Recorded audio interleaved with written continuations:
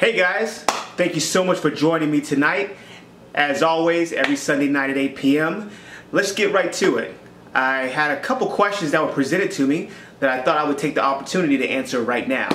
Well, the first one that I got was, Tony, with all the advice that's out there online from different personal trainers, from the average gym goer, how do we know, with all the advice out there, how do we know what to listen to? Well, that's kind of a tricky question because you only want to listen to advice that's given to you from someone who is at least certified. And that is because typically we're going to give you advice that is going to be safest for you, or is going to be all around safe for basically anyone that we give it to. You know, you should never listen to someone that tells you this will work for you. Okay, this technique will work for you. This technique will get you to your goals. I mean, there are techniques that work for most people, most healthy people, but as you know, which is our motto here at Work of Art Fitness, everyone is an individual, everyone is unique, and everybody's body responds differently to different types of stimuli. So basically, when you read things online, what I would do is, if you find something that seems interesting, go ahead and read several articles from reputable sources. Then, like NASM's website, you know, you can pretty much trust websites like that, or ACE. And then maybe go talk to a personal trainer, somebody that is certified, and see if it matches up with what you read, and kind of cross-reference. Do your homework, and typically if you check your sources, if you go online to reputable websites and you check a professional and you check with your own body and how your body responds to the information that you've been given, and also check with the doctor before you try any new supplements or anything that you're thinking about trying that's going to give you an edge. Never steroids, of course.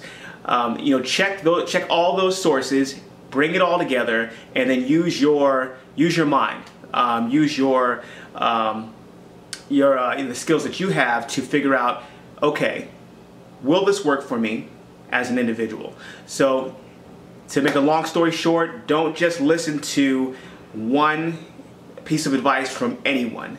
Take it with a grain of salt, listen to it, glean what you can from it, and then check the source and check other sources and bring it all together, and I think you'll be fine. The second question I get a lot actually is, Tony, do I actually need a gym?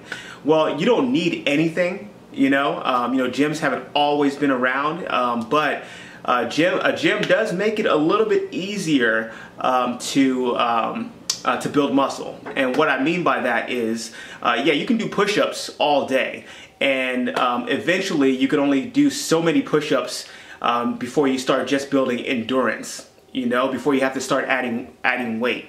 So your muscles are there to help you move through space and to move against gravity, right?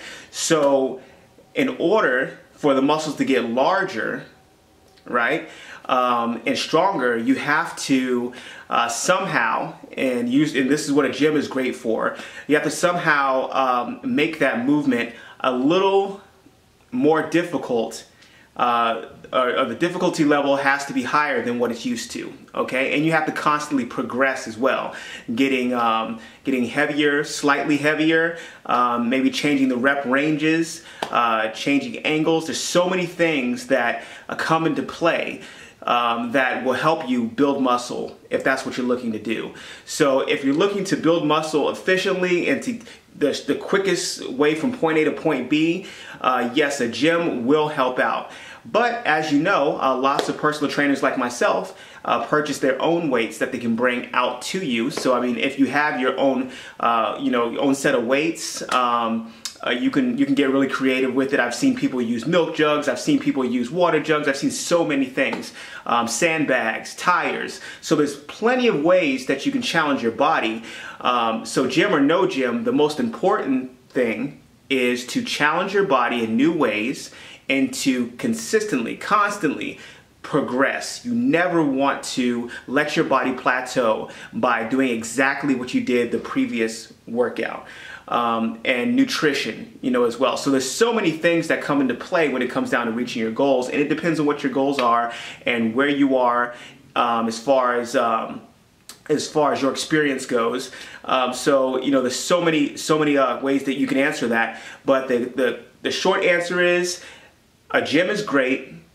It does have its place, and it will help you get from point A to point B a little faster, more efficiently, but you can get to your goals without a gym. I've seen and I've helped plenty of people lose body fat and get stronger and gain endurance and build muscle without a gym. So if you don't have a gym, don't be discouraged. You can get it done without one, but don't be afraid of the gym. All right, and so the last question that I received was, Tony, I have belly fat, which a lot of us do have issues with. Not me anymore, but a long time ago I did. But I have belly fat. I cannot get rid of it. Everything else in my body actually, gets in shape really fast, but that belly fat, that stubborn belly fat just stays there. That's a problem that a lot of people experience. If you're experiencing that, you definitely are not alone. Many people experience that. So the thing is, and I'll keep it kind of short here without going into too much detail about adipose tissue. So just think of your body, right? Let's just think of your body as a, let's put it this way. Let's say that you have a checking account and a savings account, right? You will not dip into your savings account until everything in your checking account is depleted, correct? And you still won't go into your savings account if you feel like if you wait another day or two, you're going to get some funds in.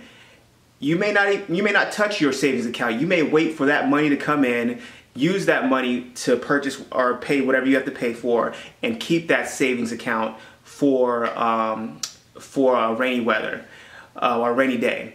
Well, your body is just like that. It treats the belly fat for some reason. Well, there's lots of reasons that we won't go into this video. Treats your belly fat as a savings account. Okay, so that stored energy or those stored calories, it will not touch them unless it feels like it has to, right? And so that goes into the importance of pushing your body past what you're used to. That's why those last 1 or 2 reps count. That's why doing the cardio after your strength training is great. That's why you really have to push yourself. So when you go in the gym, if your goal is to shred or to reduce that belly fat, you have to remember, you have to ask yourself, did I push myself to my limit? Could I have done more than what I did? If the answer is yes, I could have done just a little bit more, chances are you are in a zone that your body is used to, and it has no reason to tap into that extra belly fat. Okay, it can perform the movements and recover without tapping into that savings account, if you will. Okay, so yes, I mean, you will be burning body fat. Don't get me wrong. You will be burning body fat depending on the type of exercise that you do for a longer period of time after you work out. We call that EPOC, and many of you have heard of that. That's excess post oxygen consumption. Almost forgot there. And so that's, basically that's the amount of time that it takes for your body to get back to homeostasis. So yeah, I mean, either way, you're going to be burning body fat, but if you want to really tap into the stubborn belly fat, you have to push yourself to your limit. I'm not talking about these workouts where you go in there, do a few exercises, those same exercises that you've been doing for, years in the same order. A couple push-ups here, a couple jumping jacks there. Yeah, that's going to create or help out with your endurance maybe. That's going to keep you in shape, great for your heart, okay? But if we're talking about physical attributes that you'd like to change or that body fat that you'd like to get rid of, you really want to push, okay? So that's my best advice for you. Push yourself. It hurts, Okay? But what hurts more? Working out hard and continuing to see in the mirror what you don't like, or pushing yourself to the point of, you know, where you just feel like you can't go anymore, and then just a little bit more than that, and just feeling exhausted, but seeing the results, you know, a couple days or weeks later or months later, you know, the results that you're looking for. You know, I think that the second one is great because you're not going in circles. You know, you're working hard plus you're getting results, as opposed to working hard, stopping right before you get to the point where you are pushing yourself to your limit, but stopping, but you're still exhausted and not getting the results you want. You see what I'm saying? So if it's going to hurt anyway, you might as well get something out of it. Okay? Well, that's it for tonight. You know, I will be here every single Sunday at 8 p.m. Of course, I'll do videos throughout the week to just when things come to my mind. So if I have something I'd like to say, or you know, I plan on doing a couple little game show action in the days to come. So you may see that next Sunday, or maybe even before. So that should be really fun. But this is just a cool video to answer some questions that I got. I hope it helped out some of you. Remember, there's nothing that you can't do. If someone tells you it can't be done, obviously they haven't done it. So why would you listen to their advice? Find somebody that's done it and listen to them. Anyway, you guys enjoy. I hope you enjoyed your weekend. Hope you enjoyed this video. You know, if you would, please subscribe. I'd be very, very happy. And hope you guys have a great week coming up. Mondays are great. It's a chance to start the week off in an amazing way. All right, guys. Stay healthy. Stay focused.